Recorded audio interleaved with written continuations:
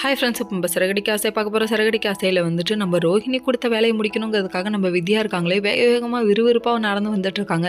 வந்துட்டுருக்க வழியில் ஏமா நடந்து வர வண்டிக்கு என்னாச்சுப்பான்னு பார்த்தா அந்த நேரம் பார்த்து வண்டி பிரச்சனை ஆயிடுச்சுங்க. உடனே இவங்க சர்வீஸ் விட்ருக்காங்க. சரி ஆட்டோலையாவது போகலான்னு சொல்லிட்டு பார்த்தா செப்பல் பிஞ்சு போச்சு. இவ்வளோ ஒரு சகுனத்தடை வருது, யோசிக்க மாட்டிங்களா?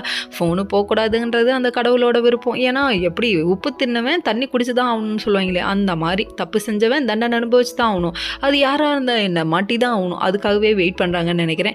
இதெல்லாம் ஒரு பக்கம் அவங்க ஃபோன் எடுத்துகிட்டு வந்துட்டுருக்கோம். இல்லை செப்பல் பிஞ்சு பிச்சுன்னு சொல்லிட்டு அந்த தாத்தா பாட்டி, யாரோட தாத்தா பாட்டின்னு ஞாபகம் இருக்கா?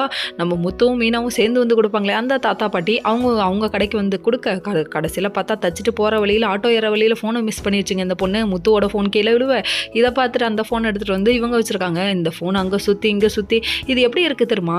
அதாவது ஒரு மூவியில் ஒரு 100 ரூபாய் நோட்டில் நம்ம பேர் எழுதி விடுவோம், நம்ம அட்ரஸ் எழுதுவோம். அது வந்து திரும்ப நம்ம கைக்கே கிடச்சினா தான் காதல் பாங்களே. காதல் காதல் தேடி தேடி கிடைக்கும்னு சொல்லிட்டு இவங்க தேட ஆரம்பிச்சிட்டாங்க. அது மட்டும் இல்லைங்க, ஒன்று மட்டும் தான் மிஸ்ஸு. இதில் ஒரு பீஜமாக போட்டு விட்டாங்கன்னா வேறு லெவலில் இருக்கும். சரி எல்லாரும் 100 ரூபா நோட்டை தேடுற மாதிரி இங்கே ஃபோனை தேட ஆரம்பிச்சிட்டாங்க.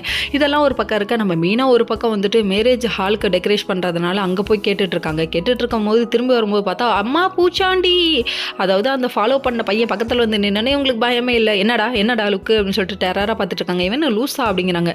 ஏன்பா பக்கத்தில் நின்று பார்க்குற, கழுத்தில் கிடக்கிற மஞ்சக்கயிறு நெத்தியில் இருக்க குங்குமம் கண்ணு தெரியலையா? சரி விடுங்க, காதல் லவ் ஃபெயிலியரு கண்ணை மறைக்குது அப்படிங்கிற மாதிரி ஆயிடுச்சு. இன்னொரு பக்கம் நம்ம மனோஜ் ரோகிணி பயப்படுறாங்க. எதுக்கு சூனியக்கார முட்டெல்லாம் வருதுங்க கடைக்கு. ஓகே